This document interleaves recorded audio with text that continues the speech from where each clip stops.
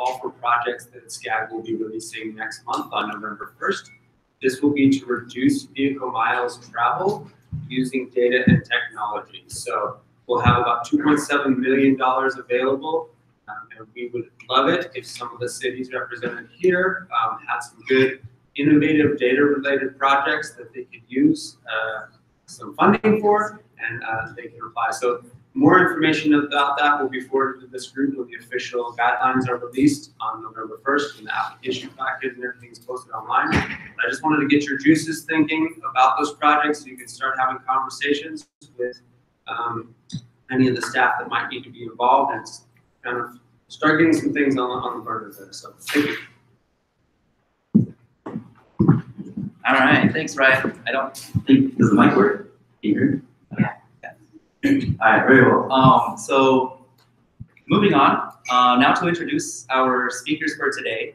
We have gentlemen from the city of Los Angeles. First off, we have Marcel Porras, and he is the director of the City of Los Angeles Department of Transportation Shared Mobility Group. So this would be very interesting. The Shared Mobility Group oversees taxis, bike share, car share, ride share, autonomous, and connected vehicles. So that's Marcel Porras. Next up, we have Kegan Maher. Sorry about that. And he's the data officer for the city of Santa Monica. And some of you may have met him working with the Hack for Los Angeles Westside Hack Nights in Santa Monica. So he helps organize and run that group on Monday nights. And last but not least is Hunter Owens. And he is the senior data scientist at the City of Los Angeles Information Technology Agency. I Googled all three gentlemen. They all have several profiles online. Something interesting about Hunter that I wanted to just share with you. His personal website, he says that he's been experimenting with a blowtorch to make breakfast. So I don't think he's actually going to do that here today. So maybe we can ask him to share that with us some other time. But for now, to get started, we will have the gentlemen come on up and they can take it away.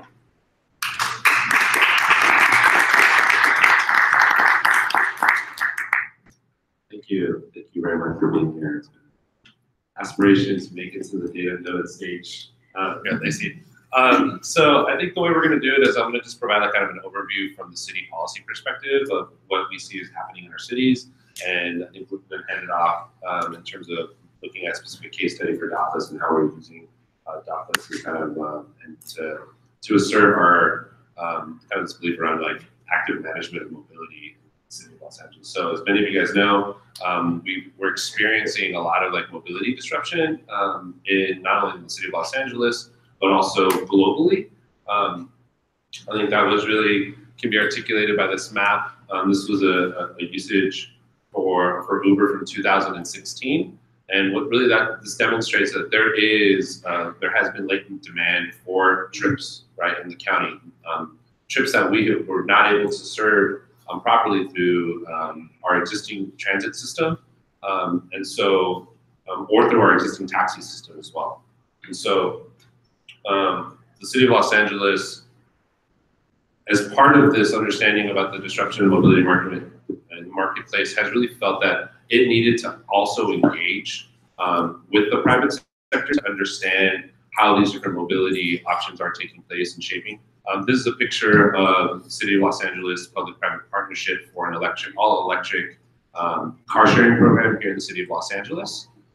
We have been through this process learning what it's like to do around the operations of EV car sharing, and particularly what's nuanced about this is these are focused around disadvantaged communities that have required specific outreach strategies, and that also provide discounted rates for low-income qualifying households.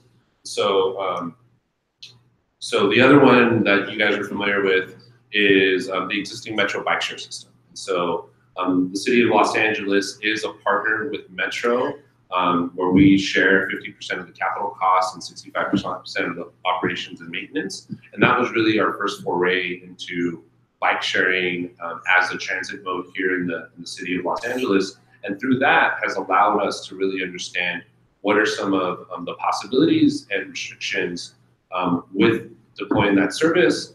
And I think I think it did some initial preparation for us for kind of this disruption that happened on our streets, which is dockless mobility. I want to take a moment to share that under the mayor's sustainability plan, the city of Los Angeles has a commitment, a strategic commitment to increase shared vehicle or shared mobility trips and reduce vehicle miles traveled. And so for us, whether we're doing this by Blue LA and EV car sharing, whether we're doing it by Metro Bike Share, or whether we're doing it by other private models such as Zipcar, Car2Go, if it's Uber or Lyft, if it is dockless scooters, I think there's an ecosystem that we're seeing evolve, and I think we have to make sure that we're being strategic and with intent to expand all of as many mobility services as possible to the city, but I think we have to do it in a way that's responsible because there's going to continue to be ideas that are thrown out there, right? This one is an idea to just build a network of tunnels under the city of Los Angeles, which I saw someone just shaking their head, which that's how I feel about it. But I think we have a ton of right of way. I think the problem that we have is really about how do we manage our existing infrastructure for mobility in a way that maximizes it. I think one of the challenges that we've seen with the rise of TNCs is that I think it's transformed people's way of how they travel, because you're no longer actually having to drive yourself. You're actually giving your time back a little bit, right? Because you can take a nap in the back of a TNC, you can do your emails, you can watch videos. And so that for us is really a proxy for what we see is happening with this, right? Drones, AVs. I mean, these are all things that we thought like 2 years ago, it's like, that's not gonna happen, right? But we know that AVs are being tested across the country and globally. We know that I've actually been to manufacturing plants where eVTOLs, electric vertical takeoff landing vehicles are being manufactured. Uber has hosted in 2 years in a row a conference that's called Uber Elevate that is really specific to urban aviation in cities. And so it's happening, right? And cities have to really assert themselves and really understand what it's gonna need to do to actually be kind of ground control or air control in this situation.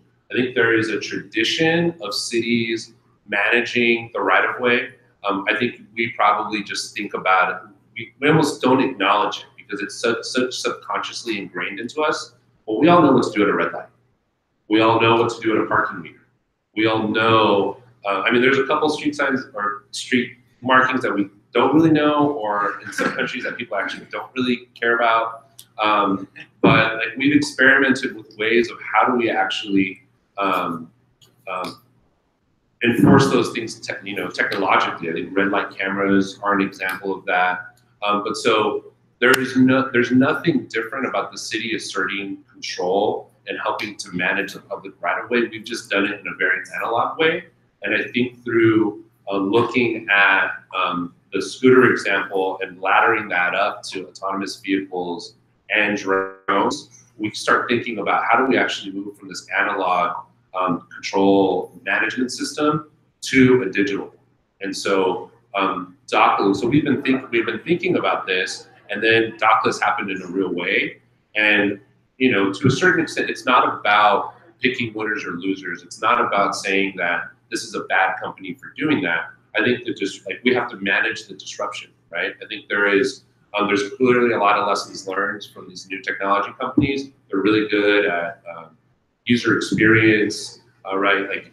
Looking at the app, the experience is seamless, right? I want to ride now, boom, it comes to my doorstep and takes me where I need to go. That's stuff that government has not been good at.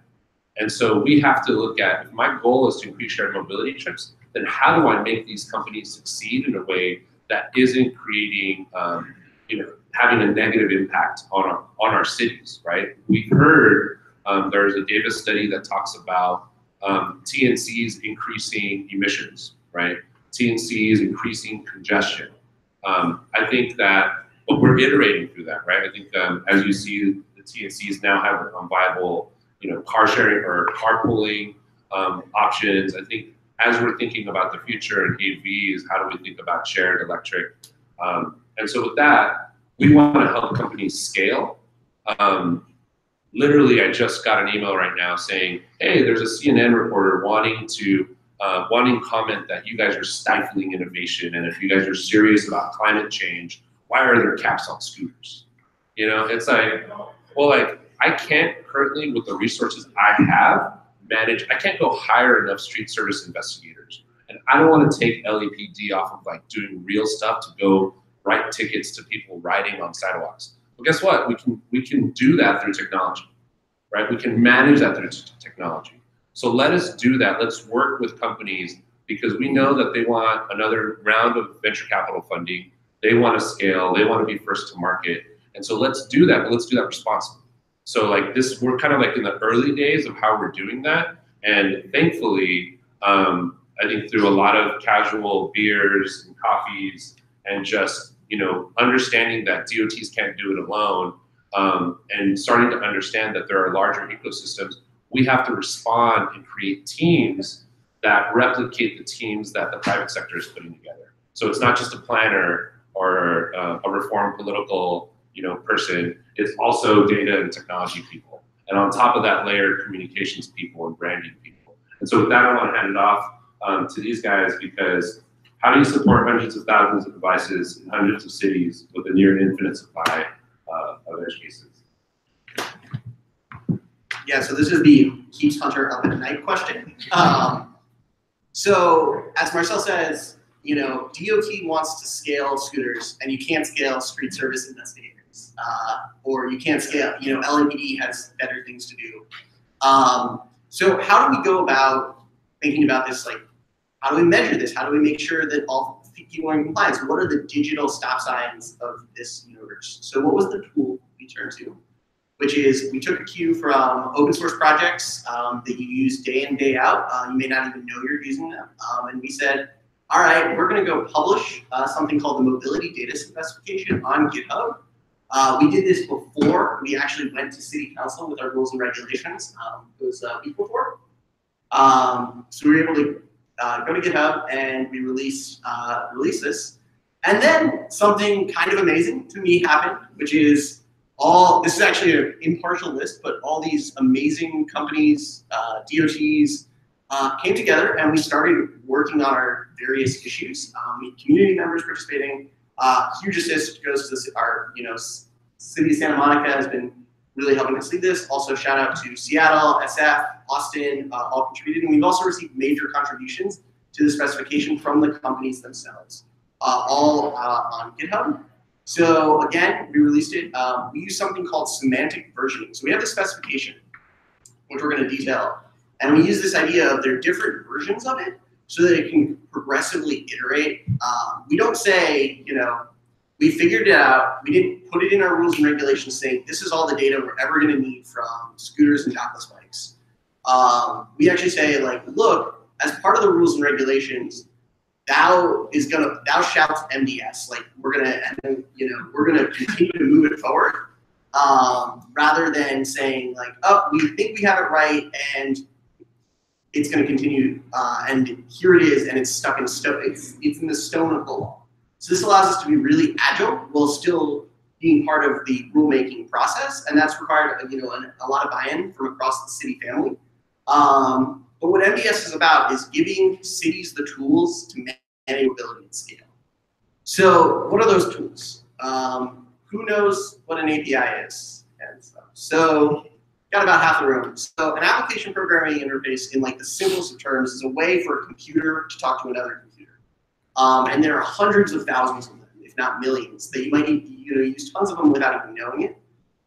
So the two APIs that MDS defines as a specification is the provider API and the agency API. So the provider API, this is a digital version of like road counts for the DOT and transportation professionals in the room. they will sit and go on corners and count how many vehicles there are. They might also have things like loop detectors for cars. This is a digital version of this because it turns out all these devices have GPSs on them and are producing this data. So we might as well get it rather than, it doesn't really make sense to send somebody out. How many people are using scooters on Main Street? The answer to that question should not be, let's send somebody to Main Street one day a week and have them sit and watch traffic and count.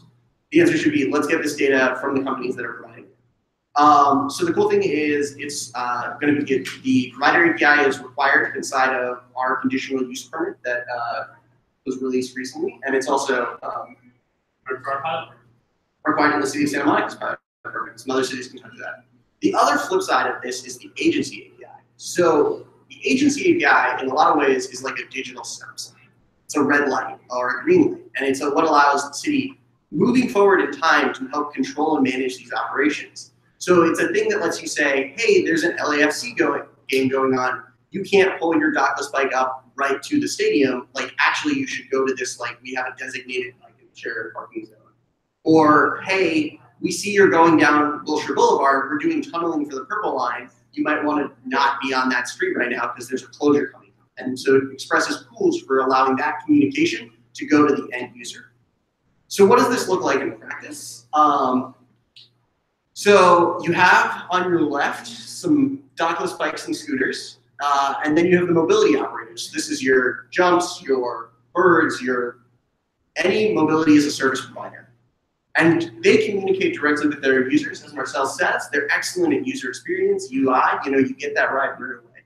And so they have an API that I don't even really care about that helps talk their servers to the device itself, to your phone. What additionally is now LA and Santa Monica, as represented by City Hall and this Ferris wheel, also have servers and are going to communicate with those mobility operators in a two-way stream. So those two lines in between those servers, that is the area in which MDS operates. So there's a couple key parts of MDS that we wanted to get into like real meaty data detail on. I'm going to turn over to Kegan. Thanks.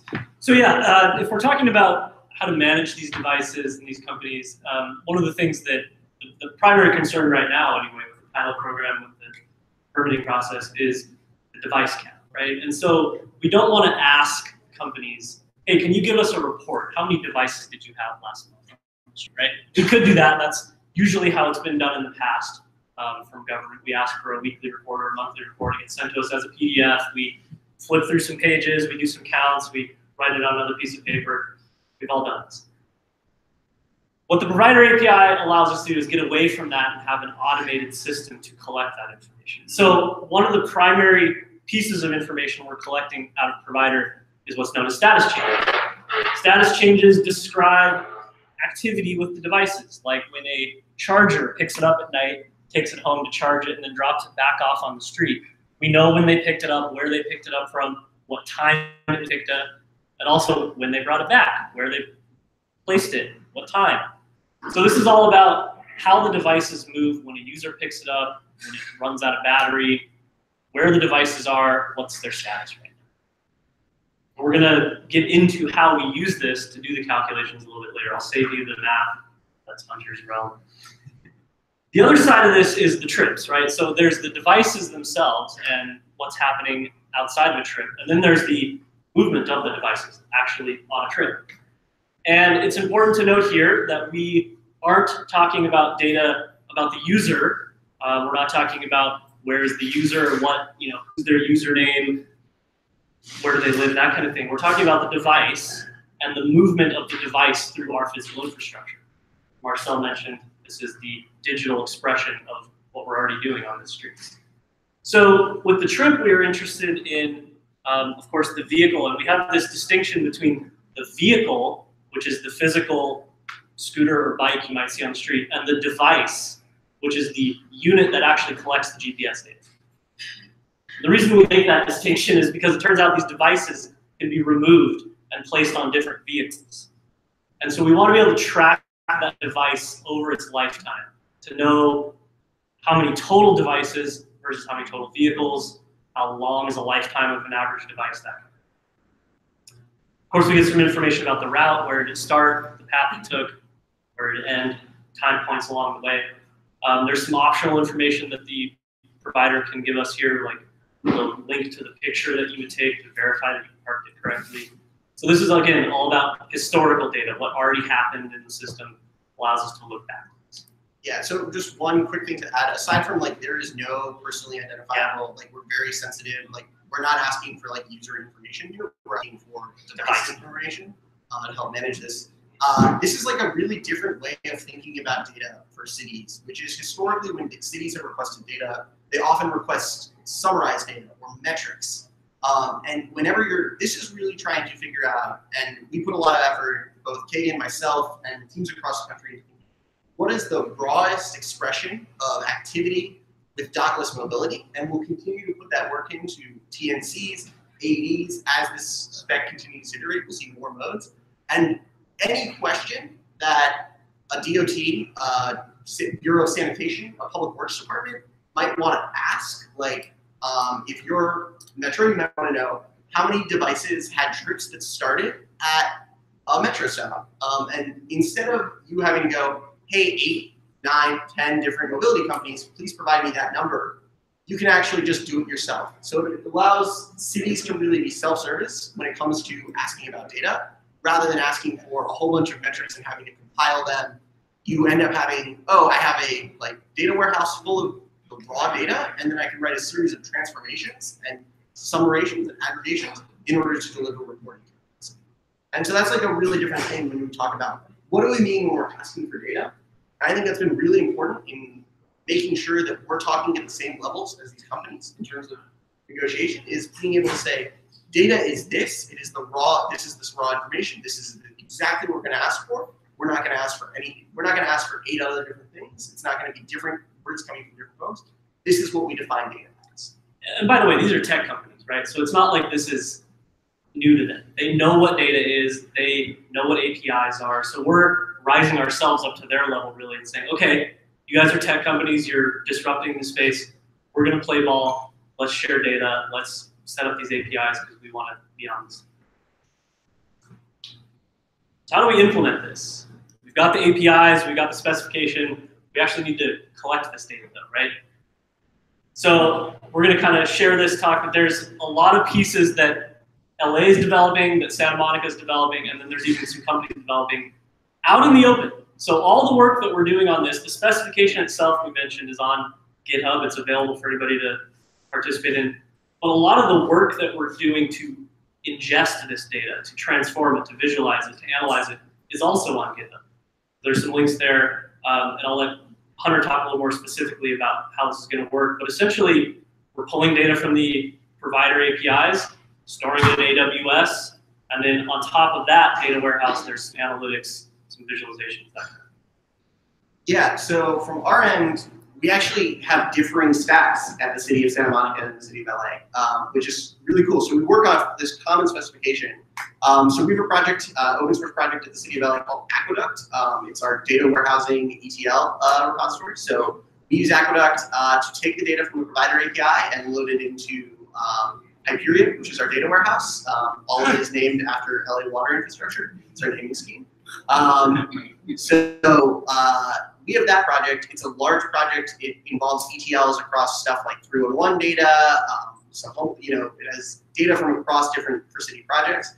So when we were talking to Santa Monica about how we're doing this, he was like, I don't need all that. This is a really big and complex project, which is something that my team needs that Santa Monica does not need.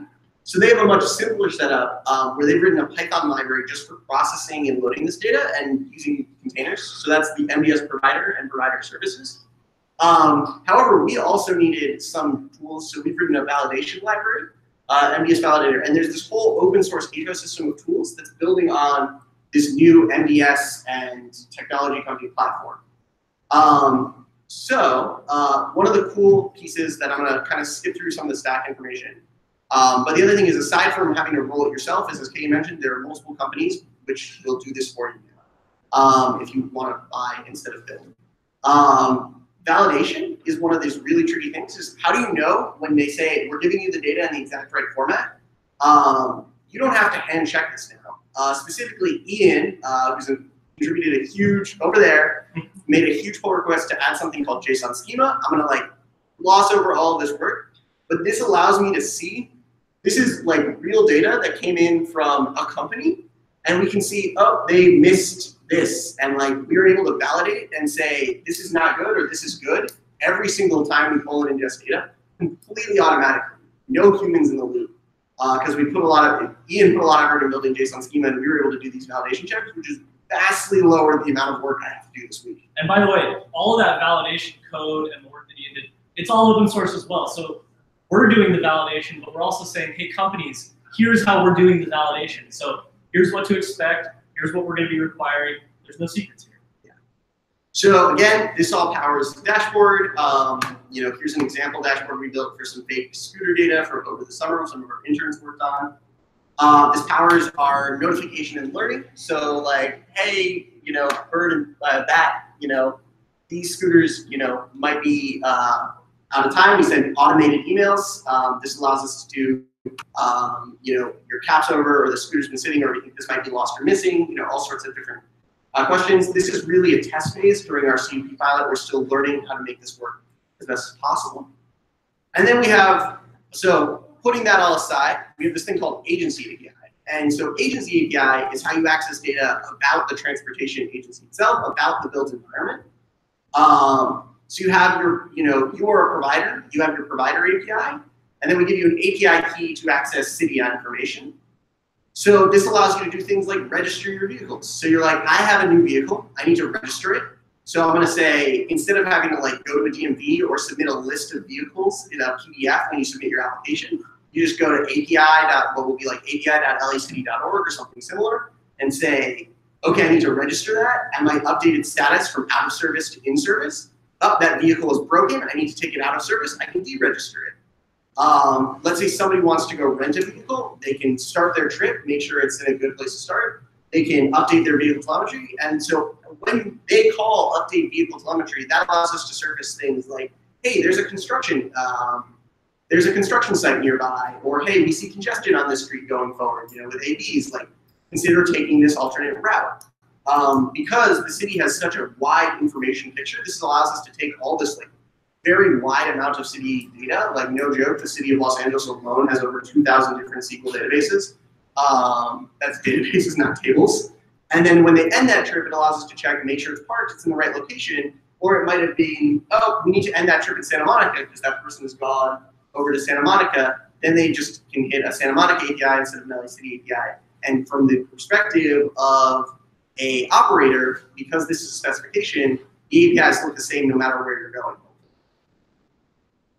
So this gets to like this thing that everybody thought was simple but is not, which is measuring their caps. Who thinks like it'd be easy to keep measuring, okay, they need to have no more than N number of devices in a place is like an easy thing to measure. All right, it's like counting, right? Do they have our number for the CUP is 3,000? Do they have 3,000 or no?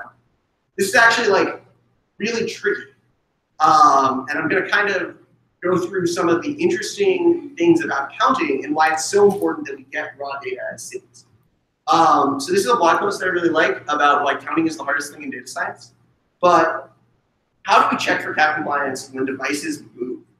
So this is the fundamental thing, which is, wait a moment, it's not just a one-time snapshot of, are you over or above this number? These things move. So we have this need to measure moving vehicles. If you're the city of LA, we have a lot of equity priorities. So we have actually multiple areas where we want to make sure that you can't just put all your devices in Venice. We want to make sure they're serving low-income communities. Equity is a huge focus of the city. So we want to make sure you're serving the San Fernando Valley. We have both scores using Cal EnviroScreen.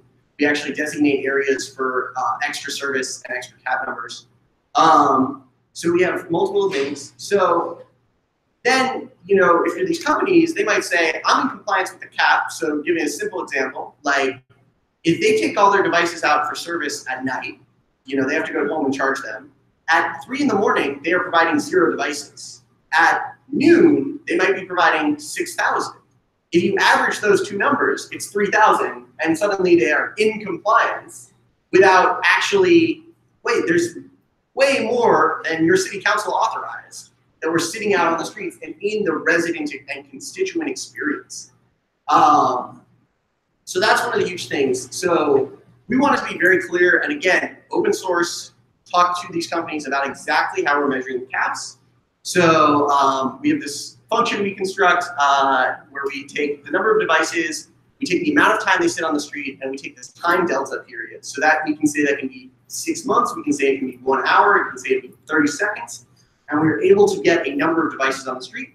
So that allows us to make these nice plots that allow you to show how many devices are on the street over time, and then we can set the cap number there, and we can see at what time cap thresholds were exceeded or not. Again, I have a link to the implementation here if you want to get like real detail with some of the math and stuff. But this allows us to really show and dynamically measure the cap. This feeds back into future agency API implementations and those job run notifications alert, which allows us to tell these companies, hey, we've noticed something. And again, we're being very clear in making sure that this is open source and available for the companies to check. They should be able to check themselves before we even do these checking themselves. Nothing is opaque. It is all very clear how we're doing this. So that's the MDS and what we're doing with it. I think we're going to turn it over. I see a lot of confused faces, so I think some questions. Can I just ask something? Yeah. Los Angeles cannot do it by itself, right? Santa Monica cannot do it by itself, right? I think what the power of GitHub has shown is that like we can do this with a bunch of different folks across the nation and across the country and respond. I think I was doing a similar presentation last week at a conference, and an engineer from one of the companies said, well, aren't you worried that there's so many folks doing so many different things across the city based off of what you guys are developing data specification that like we don't have enough engineers to keep up with each city? And I just kind of laughed because I said, well, that's exactly what had previously happened to cities when TNCs deployed. And we were having to manage and understand kind of like we were on the defensive. And not to say that we're in attack mode, but I think we are very much setting kind of the pace of what cities want, right? And I think we are engaging and inviting folks to co-create, comment, because at the end of the day, we want companies to succeed, to scale. And I feel like it was kind of a funny statement for me because I'm like, I barely have Hunter's time, like I can issue a consultant time, but now we have Kegan, we have other staff, and I'm like, but you're a big company with like billions of dollars, And so like, and you can hire whoever you want, whenever you want, and like we have like civil service restrictions, and you know what I mean, and we don't even have a classification for a data scientist in the city of LA, and so like, we can't do this by ourselves. It really requires collaboration, and not just cities, but what we're starting to see now is because we have been very clear about what we want. There are now the private sector and service SaaS providers, services with software as a service providers are entering and saying, I can help you guys visualize what you're doing, right? If I can get the data feed, the API, I can help you do that so that Hunter doesn't have to do coding or Kegan doesn't have to do coding. There are other folks, and because we're very clear about what we want, it's providing other opportunities and creating an environment and even like another, economy, I don't know. But anyway, so that was just kind of like the bigger picture because there are these third-party providers that are coming in and saying we can help. So, any questions? So what are the initial... First, thank you, Marcel, Kegan, Hunter. A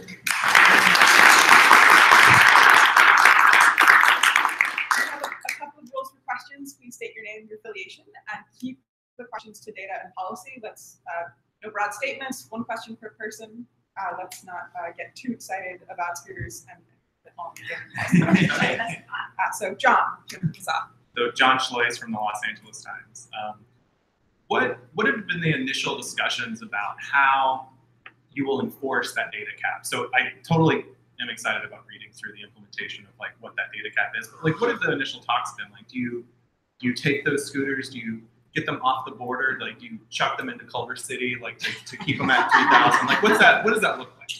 No, I mean, I think we want to work with companies on it, right? I think we want to, like I said, we want to help them succeed, but at the same time, like we're gonna, if we can't do this digitally, right, and don't understand in real time what's happening, then my staff and city council member staff and mayor staff is just going to be getting calls from constituents saying, "Hey, this is blocking my sidewalk," or and then there's going to be on the other side companies activating all the people who love scooters and saying, "Why are you being non-progressive and visionary about scooters and mobility?" And so, like, we see it very much as a partnership. And we've heard, from companies some really good things. Like, they want to actually do education. There's a city perspective, or there's a city approach that needs to happen too. Like, we need to help co-create and design. How do they live in the built environment, right? I think we've heard about, like, I think Bird does, like, nests, they're called, where they show them. How do we work with them about how do they gamify good behavior, right? And so, like, is it through pricing? Is it, like, we would much rather do it, like, all carrot based, but I think we also have to be ready as cities to be stick based as well, right? Because I think if we don't show that we're willing to find someone or impound something or cite someone or revoke a permit, then those companies who are doing the good thing have to follow the companies that are doing the bad stuff. Next question. So, name? Patrick Atwater, Applied Research and Government Operations. So, I realize there's a lot of resource constraints in the cities, but here, like Santa Monica and LA have a lot more data science resources than many of the other cities, and these companies want to go everywhere ultimately. Like, how is this going to work? For many cities that don't even have, like, a GIS person, and there's thousands of cities across the country. The private sector will sell you a solution at a low cost. And this is already happening. There are multiple companies that you are all able to Google that will happily implement your MDS stack for you. I'll just say there's kind of a middle layer in there, like, you're going to buy it completely, or Hunter, you're going to build everything yourself. There's a middle layer that we're trying to offer as a possibility for that kind of technologically capable. Maybe they have a developer on staff.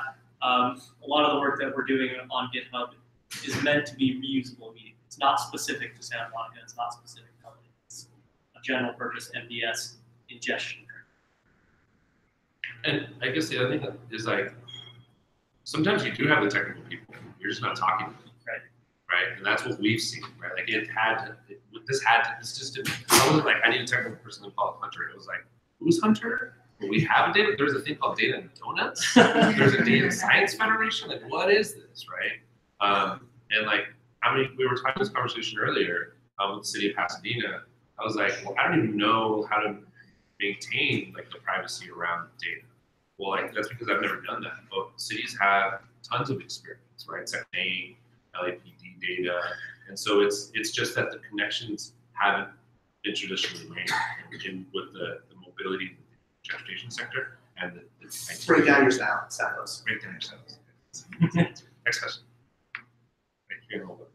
I'm Tara Worden. I'm with the City of West Hollywood, and we have banned scooters right now. Our council is not on board, but Obi and I are tasked with sort of staying on top of what is occurring in the market. So I was wondering, basically build on your last comment, is we need to build, like, a mobility data task force within our city. And who did you find most helpful to be at the table, and are there missing components currently, or just touch on the team that you built to address this? So it naturally will fall on DOT, right?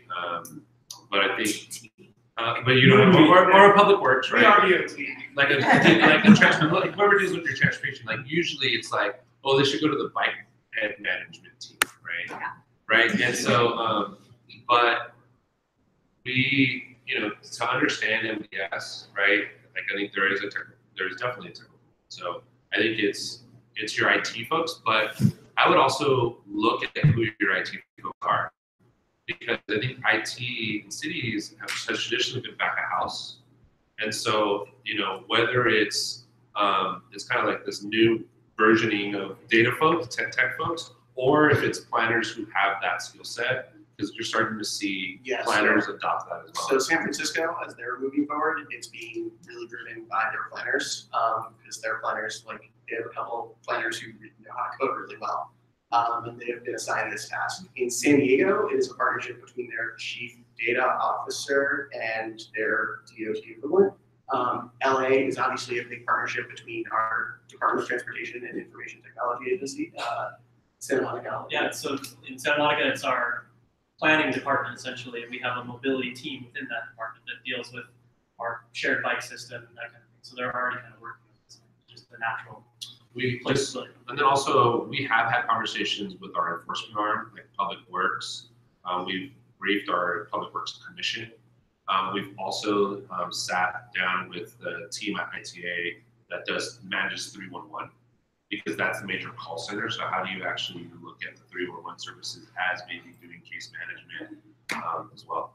I guess like story map your operation and then figure out who's in charge of all the parts. Like story map the life cycle and then say like, oh, this is like going to need to be this section of IT. This is going to need to be this section of mobility. It's like every government is different. You're going to need help. Bring a lot of people together. And if you need like high level folks, like to talk to your high level folks, we're happy to do that too. I would also point out this is really non-traditional in that these guys ride bikes and take the bus, and so they're natural allies to want to get involved in this project. So go to your team and find. We had a question over here, and then we'll go over there.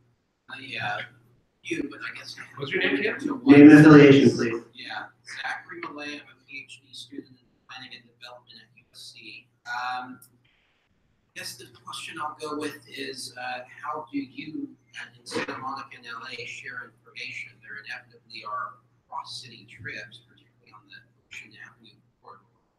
Do you have a way of sharing those? It's a good point. So we've actually made a very explicit delineation between our data and the way that I'm obtaining data. I'm not allowed to have access to LA's data. The companies, the way they're setting up the APIs, I get my data, Hunter gets his data. Now, obviously, these devices travel across boundaries, and nobody knows.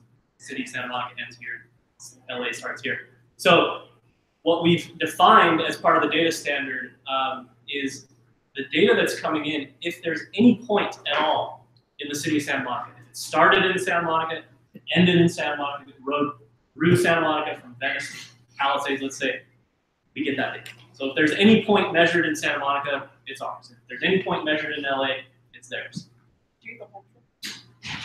Yeah, so we do capture that. The additional thing is the reason that is true is because this is all based on the fact that we have the legal right and responsibility of managing our public rights of way in respective cities.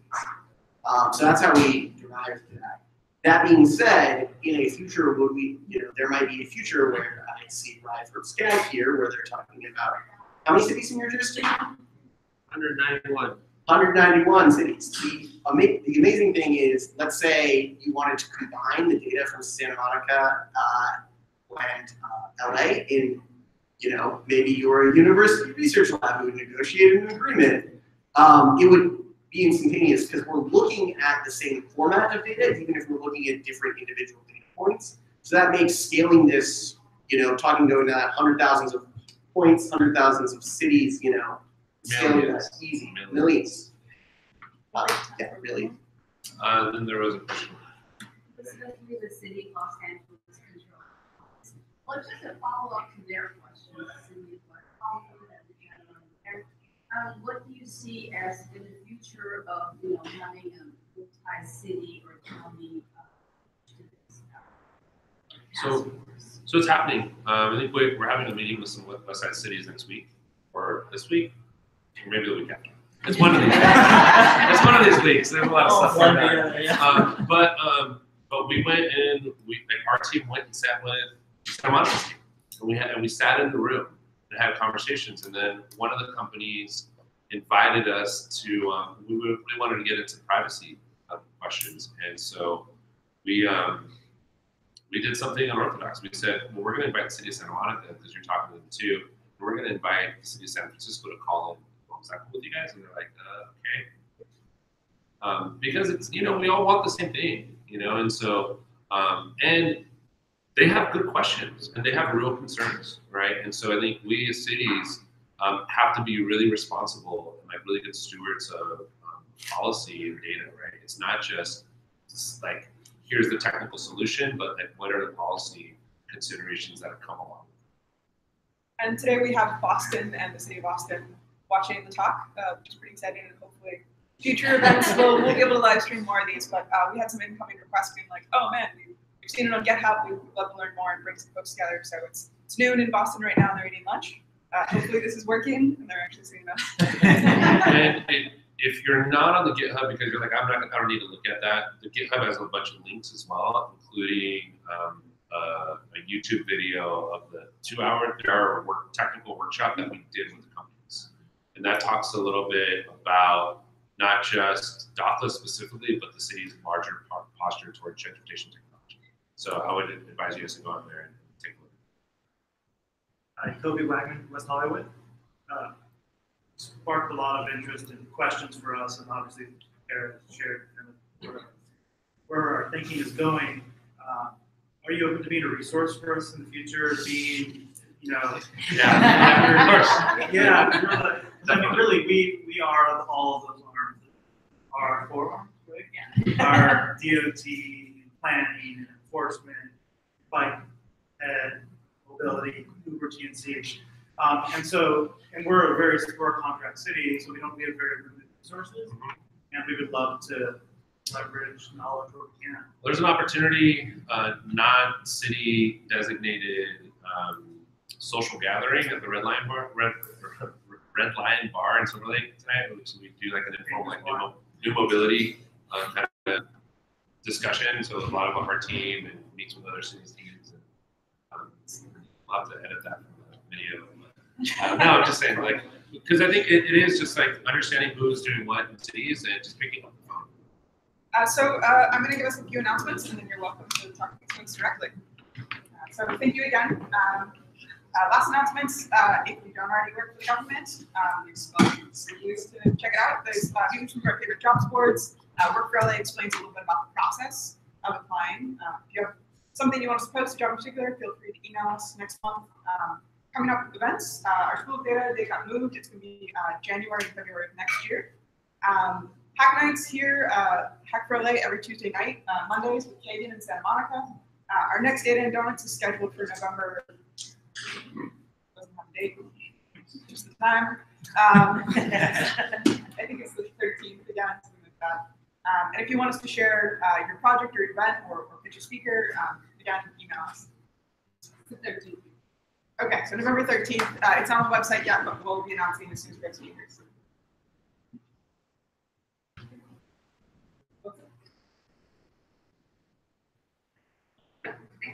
So for that School of Data event, the last day of January, the first day of February, if you have any interest in volunteering to share your R, Python, SQL, any sort of geospatial data skills, please get in touch with us.